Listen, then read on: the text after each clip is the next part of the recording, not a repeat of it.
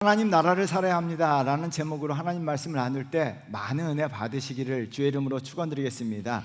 일반적으로 대다수의 사람들은 시간이라는 것을 마치 흐르는 강물처럼 과거에서 현재를 거쳐 미래를 향해 흘러가는 것으로 인식하며 살아가요. 그러나 중세 신학자였던 성 어거스틴, 정반대의 시간관을 이야기하는데요, 이분이 이렇게 이야기합니다. 시간은 과거에서 미래로 나아가는 것이 아니라 미래로부터 현재의 날을 향해 달려갔다가 과거로 역류한다. 대다수 인간들이 알고 있는 시간 개념과 정반대의 개념을 이야기했어요. 여러분, 이것을 이해하기가, 이 문장으로 이해하기는 굉장히 쉽지가 않아요. 그래서 이분이 이 개념을 사람과 강물의 관계로 설명했어요. 흘러가는 강물 앞에서 한강이 흘러가죠. 흘러가는 강물 앞에서 사람들은 구경꾼이나 방관자가 돼요. 그리고 강물이 흘러가면, 한강이 흘러가면 어떻게 합니까? 한강을 흘러간다, 조용필 노래를 부르거나 제3한강교 밑을 그 있잖아요, 강물은 흘러갑니다, 그런 노래 부르면서 춤을 추죠. 아니면 조금 여유 있는 사람은 한강에서 오리배를 타죠.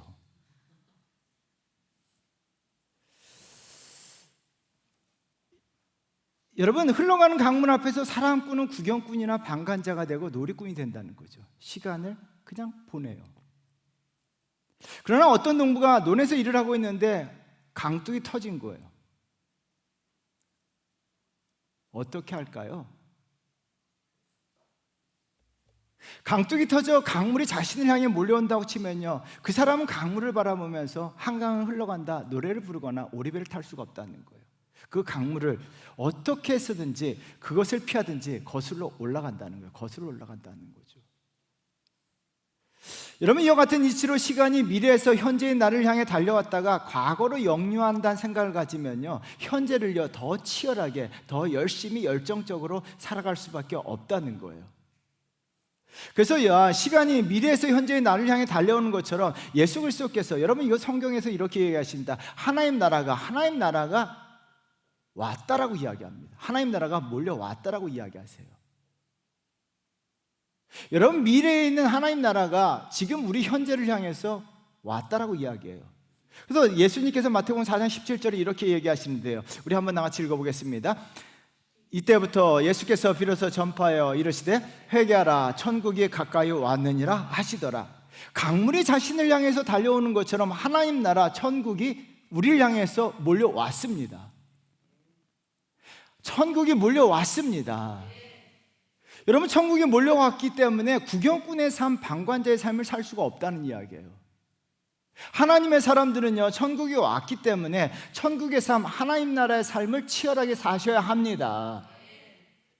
저와 여러분들은요, 하나님 나라 삶을 사셔야 됩니다. 왜요? 하나님 나라가 강물이, 뚝이 터진 강물이 막 몰려온 것처럼 하나님 나라가 내 삶 가운데 몰려왔기 때문에 우리는요, 그냥 구경꾼처럼 방관자로서 신앙생활하면서 살아서는 안 된다는 거예요.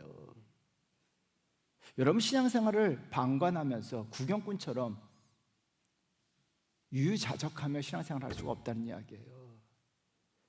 우리는 치열하게 하나님 나라를 사셔야 합니다. 오늘 본문에서 그래서 예수 그리스도께서 하나님 나라가 가까이 왔다라고 이야기하면서 하나님 나라가 무엇인가에 대해서 우리를 이해하기 쉽게 위해서 비유로 말씀하고 계세요. 18절 말씀 우리 한번 같이 읽어볼까요? 그러므로 예수께서 이르시되 하나님 나라가 무엇과 같을까? 내가 무엇으로 비교할까? 하나님 나라가 무엇과 같을까? 무엇으로 비교할까? 주님은 이해하기 쉽도록 우리에게 비유법을 통해서 하나님 나라, 천국에 대해서 이 땅 가운데서 하나님 나라 삶을 살고 있는 성도들 향해서 하나님 나라에 대해서 가르쳐주고 계세요. 오늘 주님의 가르침을 통해 우리에게 몰려온 하나님의 나라의 삶을 산다는 것이 과연 무엇인가 살펴보도록 하겠는데요, 첫 번째는요, 하나님 나라 삶을 산다는 것은 희망 속에 살아간다는 거예요. 아름다운 인생은 얼굴에 남는다라는 책이 있어요. 아름다운 인생은 어디에 남아요? 얼굴에 남아요. 이 책에 보니까요, 70을 한참 넘긴 할머니가 20대 손녀에게 앉혀놓고 이런 이야기를 합니다. 얘야 내 말을 잘 들어야 한다. 내 말을 꼭 명심하라. 하면서 할머니가 다르게 이야기합니다. 가난해도 얼굴 가난만큼 서러운 게 없다. 한국 사람들은요, 가난하면 서럽다는 것을 뼈저리게 느끼며 살아가요. 그래서 어떻게든지 수단과 방법을 가리지 않냐고 먹고 살기 위해서 부자가 되기 위해서 애써요. 치열적으로 살아가요. 그래서 한국 사람들은요, 가난을 좀 면했어요. 물질적 가난은 면했지만 얼굴 가난은 면하지 못했어요.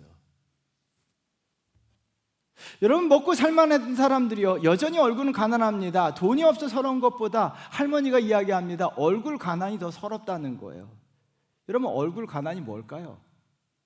여러분, 상대방의 얼굴 잘 보시면 왠지 없어 보이는 얼굴이 있어요. 여러분, 혹시 집에 가서 거울을 자세히 보세요. 내 얼굴이 왠지 없어 보이는가, 있어 보이는가? 많이 가지고 있는 것 같은데도요, 재산은 많다라고 자랑합니다. 그런데 얼굴 보면요, 왠지 없어요. 저는 이걸 읽다가 친구 얼굴이 번쩍 떠올랐어요. 진짜 가난해 보이거든요.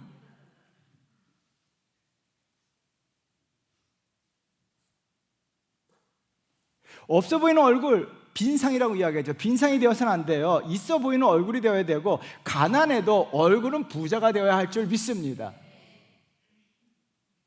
나는 곧 죽어도 가난하게 살겠다. 가난해도 얼굴은 부자가 되셔야 될 줄 믿습니다. 그러면 얼굴이 왜 가난해질까요?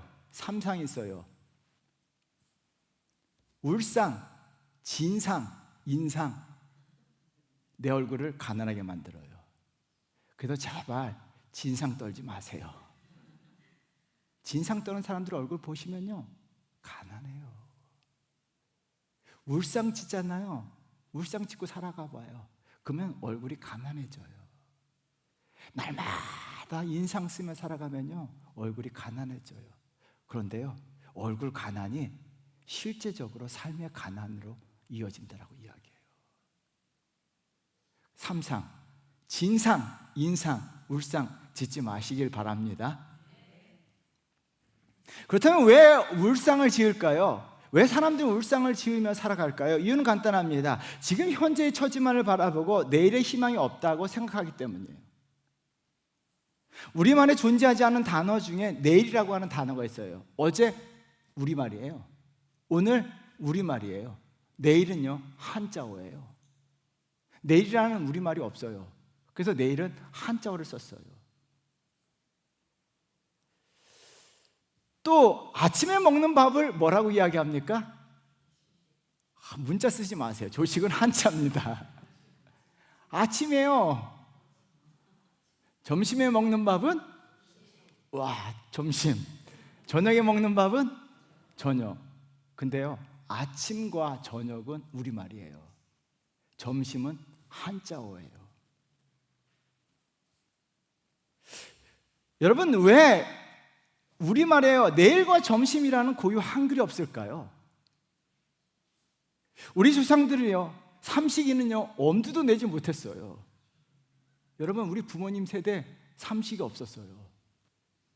두 끼, 잘 살면 두 끼, 거의 한 끼 먹고 사신 분들도 있어요. 그러므로 말미암아 찢어질 정도로 가난했기 때문에 내일을 생각할 겨를도 없었습니다. 그리고요, 점심 먹을 수 있는 여유가 없었어요. 겨우 아침이나 저녁 조금 먹었어요. 그래서 내일이라는 단어가 없어요. 점심이라는 단어가 우리말이 없는 거예요. 오직 있다면 눈물겹게 헤쳐나온 어제와 다시 뚫고 살아갈 수밖에 없는 오늘 하루만 버텨보자 해서 오늘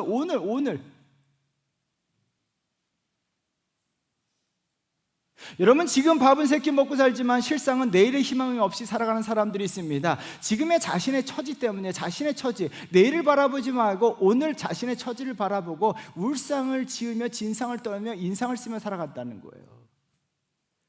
하나님 나라 삶의 성도들은요, 현재의 처지만을 바라보는 것이 아니라 내일의 희망 속에 살아야 될 줄 믿습니다.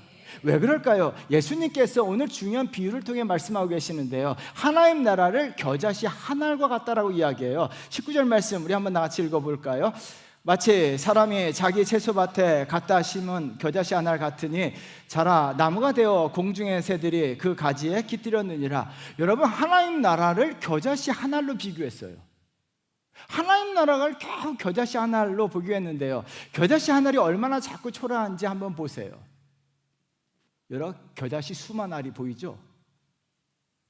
얼마나 작은가를 보세요. 여기 하나가 있다고 생각해 보세요. 바람만 불어도 입기만 해도 날아가는 것이 겨자씨예요. 새끼손가락으로 짓이겨도 산산이 부서지는 게 겨자씨예요.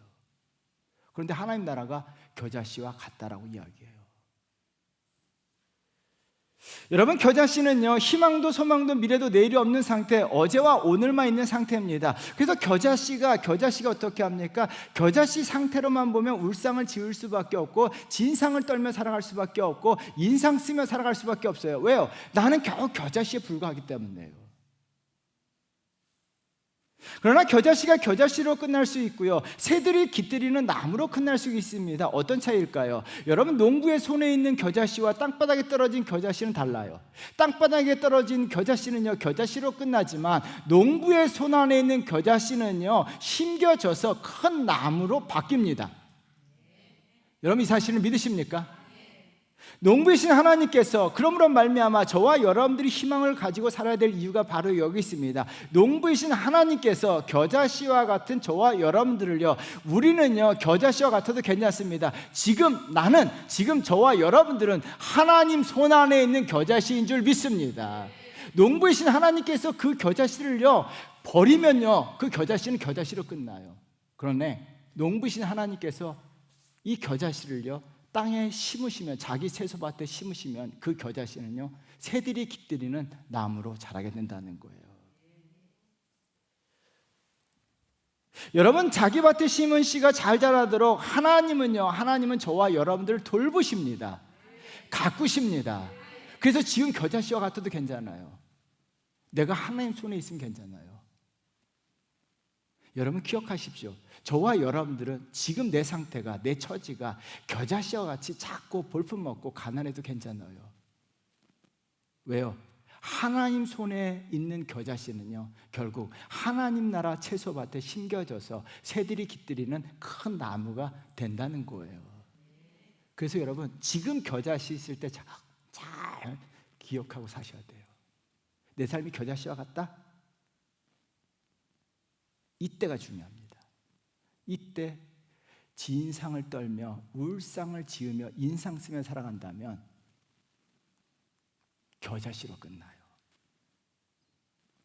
하나님께서 애굽에 있던 겨자씨와 같은 이스라엘 백성들을요, 애굽에 있던 겨자씨를요 딱 주우셔가지고요 가나안 땅으로 가기는 과정이 있었어요. 이스라엘 백성들은요 한 알의 겨자씨와 같았어요.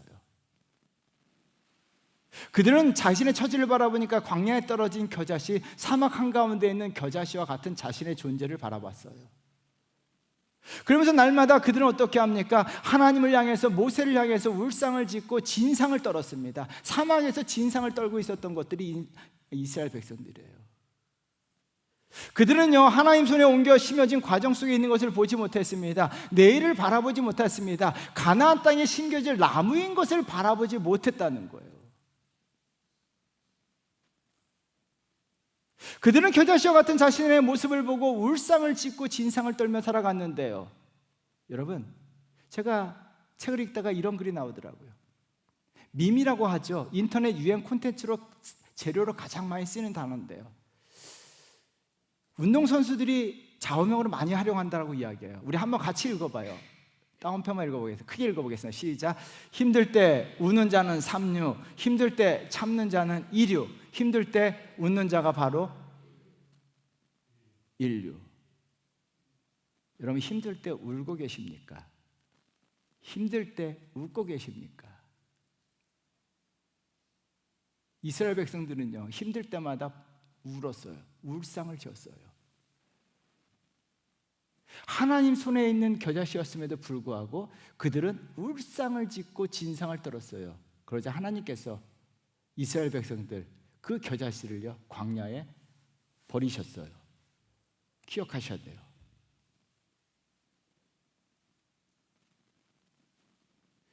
여호수아 갈렙 두 사람은요, 겨자씨와 같았지만 그들은 힘들어도 웃었습니다. 그러자 하나님께서 어떻게 합니까?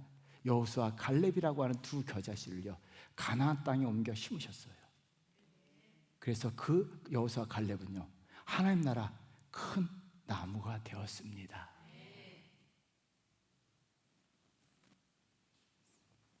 제가 금요 기도 시간에도 한 번 얘기한 거 있어요. 얼굴과 낙하산은 펴야 산다. 따라하겠습니다. 얼굴과 낙하산은 펴야 산다. 믿으십니까? 얼굴 쓰면요, 얼굴이 접혀 있으면요 죽습니다.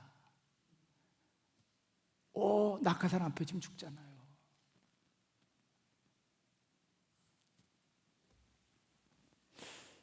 여러분, 희망이 있으면요 얼굴이 접혀지지 않아요. 희망이 있으면요 얼굴이 펴집니다. 우리는요 지금 겨자씨와 같아도 하나님 손안에 있습니다. 하나님 손안에 있습니다. 하나님 손안에 있는 겨자씨 하나님 버리지 않으세요. 하나님이 자기 밭에 옮겨 심습니다.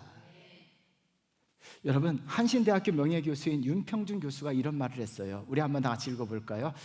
아님이라는 절망을 아직 아님의 희망으로 바꾸는 것이 희망의 원리이다. 저는 아니라는 거예요. 아니라는 거예요. 근데 아직 아니라는 거예요. 아직이라는 거예요. 여러분, 우리 자녀들 공부 못해도 괜찮아요. 아닌 게 아니라 아직 아니에요. 기다리세요. 기다리세요. 밥만 먹고 TV만 봐도 기다리세요. 하나님이 사용하실 줄 믿습니다. 그래서요, 저도 예전에는 우리 아들도 공부할 때마다 막 달달했는데 요새는 내버려둬요. 기도만 해요. 왜요?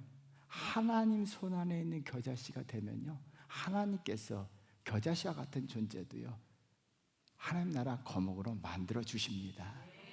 그래서 우리 사랑하는 주원교회 성도들 여러분, 힘들어요. 내 삶이 겨자씨와 같아요. 그때요 우리 얼굴을 피십시오. 활짝 웃으세요. 얼굴을 피시고 활짝 웃으신다면 하나님께서 반드시 옮겨 심으셔서 우리가 겨자씨로 끝나는 것이 아니라 저와 여러분들은 하나님 나라 새들이 깃들이는 거목이 될 줄 믿습니다. 그래서 저와 여러분들 희망 속에서, 하나님이 계시다는 희망 속에서, 하나님 안에 있는 희망 속에 살아가시기를 주의 이름으로 축원드립니다. 두 번째는요, 하나님 나라는 삶을 산다는 것은 긍정적 변화를 만들며 사는 거예요. 일본 최초의 여성 국회의원이 가토라고 하는 분인데요, 이분은 100세가 넘도록 50세의 젊음과 열정을 가지고 사셨던 분이에요. 100세가 되었을 때 많은 기자들이 찾아와서 인터뷰를 합니다. 어떻게 그렇게 100세가 되었는데 외모가 50세처럼 보일 뿐만 아니라 어떻게 그렇게 건강하고 어떻게 그렇게 열정적이냐. 그래서 이분이 딱 한마디만 합니다. 모든 인터뷰에서 답은 똑같았어요. 하루에 10번씩 감동하며 산다. 다 알고 있는 이야기예요. 근데 실제적으로 보면 사람들은 감동하는 사람이 없다는 거예요. 이분은요, 아침에 눈을 뜨면 자신이 살아있는 것에 대해서 감동하고요, 거울을 보고 자기 얼굴 보고 감동하고요. 저도 그래요. 아침 햇살을 마주하며 감동하고, 사람들을 만날 때마다 그 사람의 장점을 보고 감동하고, 10번 이상을 감동하며 살자 자신의 삶에 좋은 변화가 일어났다는 거예요. 긍정적인 변화가 일어났다는 거예요. 이를 읽으면서 참 이분이 대단하다는 생각을 해봅니다. 저도 목회자로서 많은 사람들을 만나보고 교회에서 오는 사람들을 많이 보지만 사람들은 딱 두 부류로 나눠요. 자기 자신을요 스스로 긍정적으로 변화시키며 사는 사람들이 있어요. 그들의 삶을 보면요 참 존경스럽고 박수 쳐주고 싶어요. 그런데요, 어떤 분들은요 스스로 자기 삶을 부정적으로 만들어가는 사람들이 있어요. 그때마다 참 안타까움을 느껴요. 왜 자기 삶을 그렇게 부정적으로 만드는지 몰라요. 여러분들은 지금 어떻게 살고 계시냐는 거예요. 내 삶을 긍정적으로 변화시키며 살아가고 계십니까? 아니면 부정적으로 만들며 살고 계시냐는 거예요. 예수님께서 하나님 나라를 또 무엇에 비유할까 하시면서 가루 서말 속에 갖다 놓은 누룩이라고 말씀하시는데요. 21절 말씀 우리 한번 나같이 읽어보도록 할까요? 읽겠습니다. 마치 여자가 가루 서말 속에 갖다 넣어 전부 부풀게 한 누룩과 같으니라 하더라. 가루 서말 속에 갖다 놓은 누룩과 같다라고 이야기합니다. 가루 서말은요 이만큼이면요 누룩은 요만큼이에요. 근데 참 성경 읽다 깜짝 놀랐어요. 여러분, 가루 서말 속에 있으면 가루가 누룩을 변화시켜야 되는데 오히려 누룩이요, 작은 누룩이 가루 서말을 변화시키는 거예요. 여러분, 누룩은요 두 가지 의미로 해석될 수 있습니다. 하나는요, 누룩은 하나님의 말씀이고요, 복음이고 진리입니다. 이게 왜 중요합니까? 하나님 말씀을 내 안에 갖다 넣으면요 내 삶이 긍정적으로 변화됩니다. 하나님 말씀은 누룩인 줄 믿습니다. 하나님 말씀은 누룩인 줄 믿습니다. 하나님 말씀 한 절이라도 그 말씀을요 내 안에 갖다 넣으면요 그 말씀이 나를 긍정적으로 변화시킵니다. 그런데요, 그래서 이것이 굉장히 중요합니다. 우리가 살다 보면요 사람들은요 부정적으로 될 수밖에 없어요. 헬레나 노르베지 호지라고 하는 분이 오래된 미래 라다크 사람들에 대한 책을 썼어요. 이 책 굉장히 좋아요. 모든 민족과 모든 나라가 서양화가 되어가고 있어요. 코카콜라, 맥도날드를 다 받아들이고 아이폰을 받아들이고 있는 세상 속에서 라다크 사람들은요 끝까지 전통적인 삶을 살아가고 있어요. 서양화를 거부하죠. 헬레나라고 하는 사람이 라다크 사람들의 삶을 보면서 자기 서양 사람들, 미국 사람들과 비교한 글이 나와요. 여러분, 부모들은 이 책을 읽으면서 꼭 기억하셔야 돼요. 미국이나 한국도 똑같죠. 미국의 아이들이 1년 동안 광고 방송을 4만 번 이상 접한다라고 이야기해요. 근데 광고를 많이 접하면 접할수록 아이들 마음속에 이런 메시지를 받는다라고 이야기하는데요. 다른 사람들로부터 사랑받고 싶거나 네가 어디 가서 인정받고 싶으면 우리 회사의 청바지를 입어야 되고 우리 회사 옷을 입어야 되고 우리 회사 제품을 써야 되고 우리 장난감을 사용해야 되고 우리 신발을 신어야 된다는 메시지가 아이들 머릿속에 잠재적으로 심어진다라고 이야기해요. 그래서 여러분, TV를 많이 본 아이들, 광고 방송을 많이 본 아이들에게 심리학자들이 연구해 보니까요 네 가지 증상이 나타나는데요. 자기 부정, 심리적 붕괴, 폭력 성향 형성이 된다는 거예요. 그래서 TV 많이 보는 아이들이요 폭력적이에요. 그래서 심리학자들이요 실제적으로 지나치게 광고에 노출된 아이들을 보니까 우울증, 불안감, 자존감 상실, 불만족, 정신과를 제일 많이 찾아오는 애들 보면 집에서 하루 종일 TV 보는 애들, 청바지 광고를 보고요 나이키 신발 광고를 보는데 아이들이 우울증이 찾아와요. 아이들은 그걸 보면서 자기 부정하는 거예요. 그리고 자존감이 낮아져요. 왜요? TV에 보는 사람들은 다 잘생겼거든. 이런 얼굴 TV에 안 나와요. 여러분, 그래서 교회 오셔야 돼요. 자존감이 높아집니다. 저를 보고. 여러분, 다 잘생기니까 나는 외모에서부터 자존감이 떨어지기 시작해요.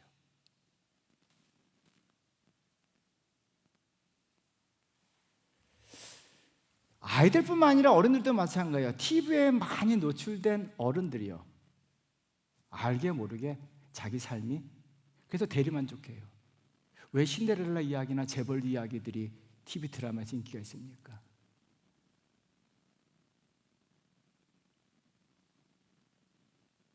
나도 모르게 세상을 살면서 부정적으로 대해갈 수밖에 없다는 거예요.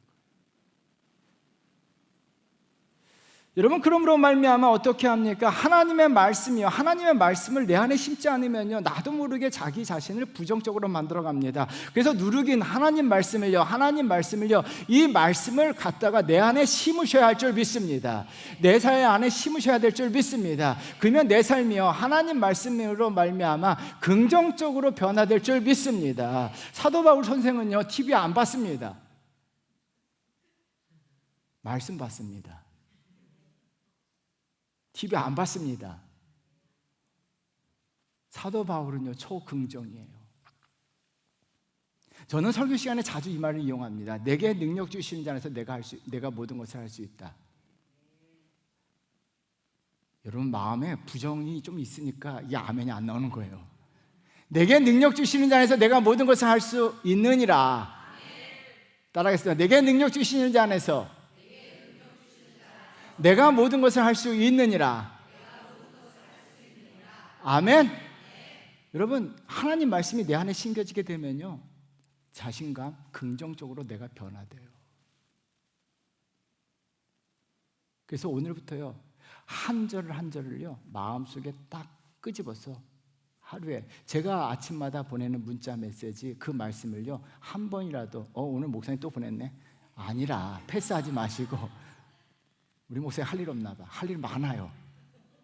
그 문자를 받고요, 그 문자를 한 번 가슴에 새긴다면 그 말씀이 그날 여러분들을 부정에서 긍정으로 변화시켜 주실 줄 믿습니다. 여러분 무엇보다 사람들은요 내 힘으로 안 될 때, 여러분 내 힘으로 안 될 때 우리가 말씀과 찬양으로 내 안에 심으셔야 돼요. 왜요? 내 힘으로 안 될 때 그때가 바로 하나님의 때 주가 일하시네. 할렐루야. 그래서 어떻게 합니까? 저도요 내 힘으로 안 될 때 이 찬양을 많이 불러요. 내 힘으로 안 될 때 그때가 바로 하나님의 때 주가 일하시네. 주가 일하시네. 나는 할 수 없지만 주님께서 일하시기 때문에, 주님이 역사하시기 때문에 내 삶의 모든 부정은 사라지고 자신감과 하나님의 능력이 넘칠 줄 믿습니다. 사랑하는 성도 여러분, 그래서 미국의 새들백교회 리거렌 목사님은요 아주 냉정하신 분이에요. 성도들에게요 부정적인 말을 하거나 부정적인 태도를 보이면요 절대로 교회에서 중직자로 쓰지 않아요.